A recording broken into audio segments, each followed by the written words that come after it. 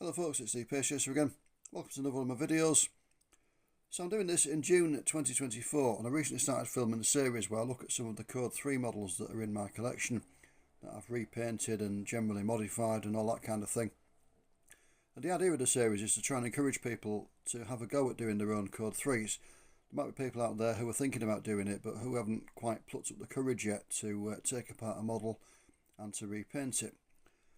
And I realised that I've got a model in my collection that is an ideal starter one because it hasn't been repainted. I have taken it apart and partly painted the interior, but you wouldn't have to do that either. It's not compulsory to take it apart. So I thought I'd showcase it, and the model in question is this one, a Leyland National B series, in other words, about the roof pod, that I've done as an East Yorkshire bus.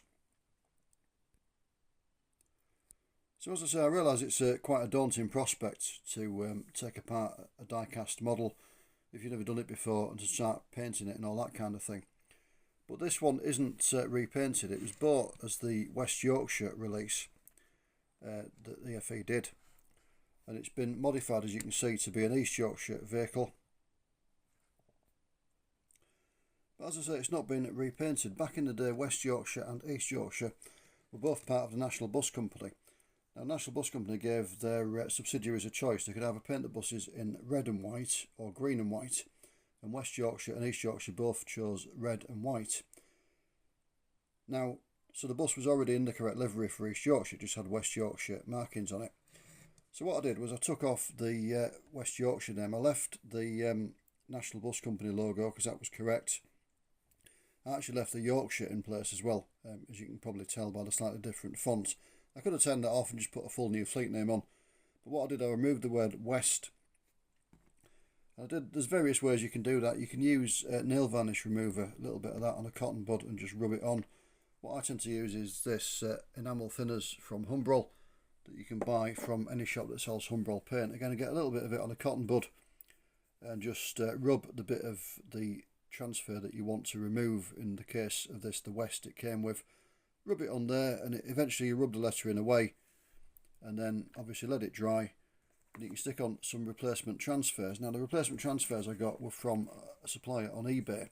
If you just search model bus transfers on eBay, you will find various. I think the supplier is called MMFF45. So I got a pack of East Yorkshire fleet names from him on eBay. I think there were three pairs for £3.60. These are London Country ones. They're from the same supplier, so you can see how they come. And basically, I just cut the word East out and stuck that on. So if you haven't applied water slide transfers before, they're quite easy. You just put them. I use a saucer. Just put some warm water out of the kettle into there. Soak the transfer. Usually count to 10 and try and take it out on the backing sheet, and then just slide it off onto the model. It makes it easier to handle. If it comes off in the water, it's not insurmountable. You can still get it out and put it on, but it's just harder to do. So I'll try and put it on the backing sheet and then slide it into position. And that's all I did. I just put the East from the East Yorkshire names onto there.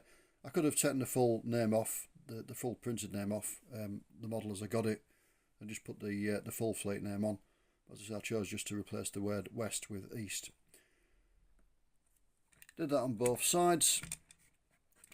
Then on the front, I got a pack of destinations for East Yorkshire. I think they were Fox transfers, if I remember rightly, and cut out the destination Willoughby from that one. I had some spare waterslide numbers, destination numbers in my collection among my various bits and pieces. So they're just stuck over the original blind. There's no need to remove the original blind. They were white on black, the black background, so you just stick it over and it doesn't show through. So that's how I changed the route. The rest of the front is original apart from the registration plate. Registration plates I do by printing them from a computer. So basically Microsoft Word, the bog standard program that comes with any computer, I make them up on there. I use MS Reference Sans lettering to font size 4 in bold. Print that out onto a white background, just normal white paper in other words, and then just stick it on, cut it out and stick it on with PVA glue, and that's how I've done the registration plate there. And then the back one done in exactly the same way, just gone over with a highlighter pen, a fluorescent yellow highlighter. And that's the change done there. And again, nothing on the offside apart from the substitution of the word west with east. And that's it. So that's all you need to do. What you need to do when you've put transfers on is to seal them in with some varnish. Now, I think what I did with this was I give it a coat of spray varnish. I did take this one apart, but if you haven't taken it apart, just get a bit of varnish on a brush. And what I tend to do is, rather than just going over the bit I've replaced, the east, I'll do it across the entire fleet name, so it doesn't, you don't get a blob of varnish basically. Just do the whole area, but just seal the transfers on. Same with the registration plates and all that kind of thing. And then that pretty much is it. You don't actually need to take the bus apart. You can just do that without dismantling it at all. And it's an ideal starter project. As I said, I have previously taken this one apart, as you can see by the state of the little fixing rivets there. And the reason I did that was to do a little bit of painting on the interior. The interior as supplied is in this dark brown colour that you can just about see through the windows there. Put it under the light. So I'd left it like that, but I've done the seat backs in a kind of fawn colour to make them stand out. And you can't really see on there, but I've done the seat back grab rails in silver and the floor in grey as well. You can't, as I say, really see it. You just about detect it a little bit through there if I hold the bus to the light. But you don't have to do that. As I said, the interior comes in a rather nice dark brown colour anyway. So you could just leave it as it was and it would look quite realistic. And as I say, you don't actually need to dismantle the model. You can just change the transfers and make it whatever you want it to be. Without taking the bus apart. So it's an ideal starter project in that sense. What you can do if you don't want to do a real firm, you can always get a model in a livery and just put your own fleet names on. A lot of the times companies will buy buses and press them into service before they've had time to repaint them. So you can do it like that, put your own fleet names on, re-register it, all that kind of thing. And it's an ideal starter. It gets your confidence up, doing a little bit of work, you know, making a unique model, which is always a nice feeling. You